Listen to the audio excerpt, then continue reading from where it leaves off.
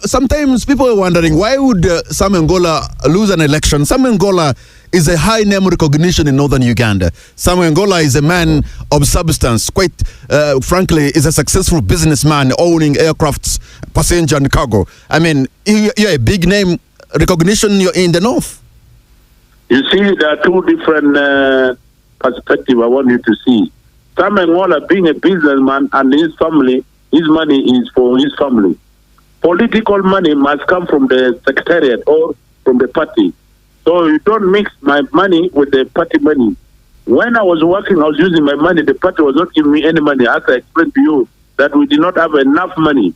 But now when the money came enough, it became when Sam Engola was leaving. So the difference is there. You can use your money, but not too much. You get me? Okay. What do you think are the things that Jacob Olanya left unfinished, and perhaps you would want to conclude them? No, if I tell you it is unfortunate, he passed on. We cannot talk much. Jacob, like for in Laos sub-region, he only came once for the one meeting only, and he was already sick. Even in Acholi, he only went for one meeting. He never started any meeting. So it is unfortunate God took him before finishing or doing anything yet. So he did nothing. Honorable Sam Engola, do you also come with realization that the man you want to replace is a man who took the NRM to another level, that these shoes are going to be very big for you? Because it's for the first time, Honorable Sam Engola, NRM was able to win big time in northern Uganda. Let me tell you that because he took over, because I already cleared the ground. So people should not forget that. When he was coming, he was even coming from UPC to NRM. Well, John the Baptist was never Jesus. You can only be you can always be the one clearing the ground. So who else are you clearing the ground for? I helped myself, but nobody helped me. I did all the work. I'm grateful and I'm happy. I'm still a cadre, and that is why I'm still coming back to my seat to finish my achievement. I'm not yet finished. When there was a by-election in Omoro with the women representative, I went and stayed there in those hot houses and mobilized, and everybody voted for Honorable Kasari Lamwaka. When there was a by-election in Zombo, I went and stayed there in a hotel of 15,000 shillings per night. I mobilized and everybody voted. When there was a by-election in Pakwaj district, as it was a new municipality for the women, I went and stayed there and everybody voted. So the mobilization I was doing in the north became very good. When I came in, the members of parliament of UPC in Laos sub-region, there were 11. I mobilized until they became 5. That was all my effort. But this time when I lost, the NRM UPC again picked up. They won again more than when I was there. So this politics of talking, we have to see the statistics and the reality and what is on the ground. Many people in northern Uganda still feel they are missing a lot, having, endured the LRA insurgency for more than 20 years. But yes, the NRM has been in power for almost 40 years now. I mean, what would you do or your party do this time so that people feel included?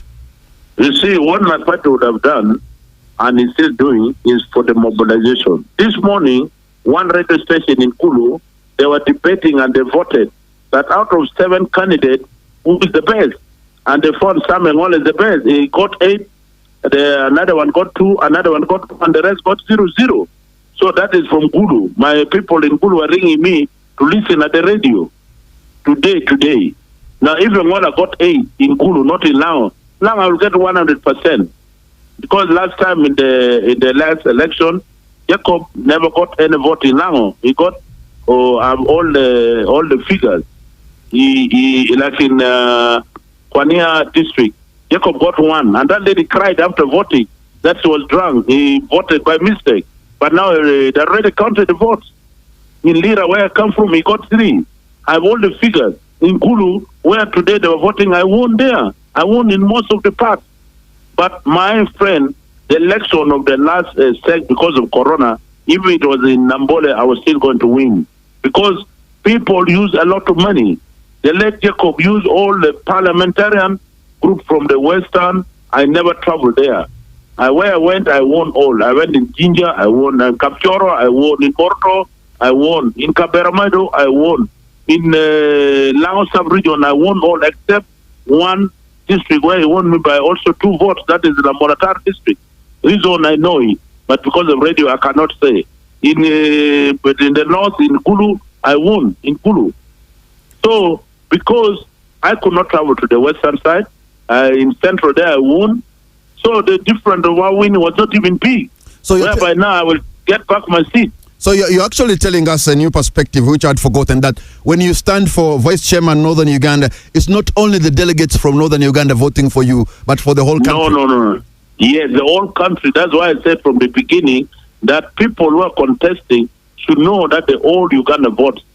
If our NRM can change the constitution to make that Northern Uganda Vice Chairman should only be voted by the Northerners, Eastern should be voted by Easterners, Central also, and Western. But our constitution said that all the delegates vote in the whole Uganda. Is that fair? It is not fair. Because even for North, what do I want in Eastern? What do I want in Central? What do I want in the other part? I must concentrate only on Eastern because there's no vice chairman who interferes or goes to another district or another region. You are supposed only to be for your region, which we are still thinking only that because of Corona 2 years, the politics has been very low. But immediately we have the delegates conference, we are going to bring the amendment to change. So which means somebody can lose all the votes in Northern Uganda but still be the vice chairman of Northern Uganda? Yes, which is very wrong. And that's what happened to me. I won all, but I lost. One thing I've seen and for quite some time, some Acholi and Lango communities feel not satisfied with what the NRM government has really been giving them. I know now the NRM recently got bigger, more votes in Northern Uganda. Has the situation of feeling some form of exclusion really ended in Northern Uganda?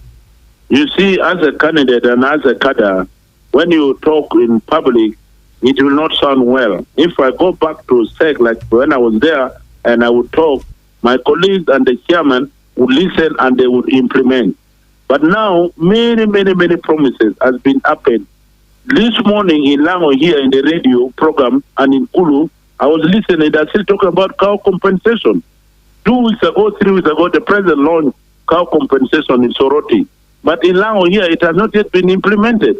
I don't know whether in Soroti they have implemented, in Acholi and Lango, they have not yet implemented it. But also, you see, like the Paris model, the president launched the Paris model. Is it in Bukede or somewhere? Tractors, they are going to be given by Paris, but no single tractor has yet been given to any Paris here, and nothing is still happening. So government things takes time, and the procedure takes long.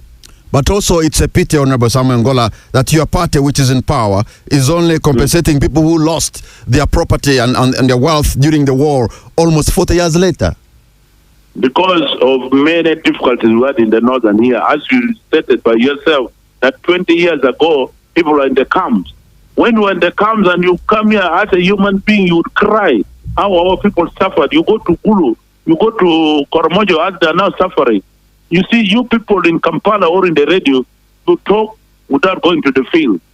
Me, I know we had 44 camps now sub-region here. I went to Lilim and even created another camp where the people had run to Teso chased them, Koromojo chased them.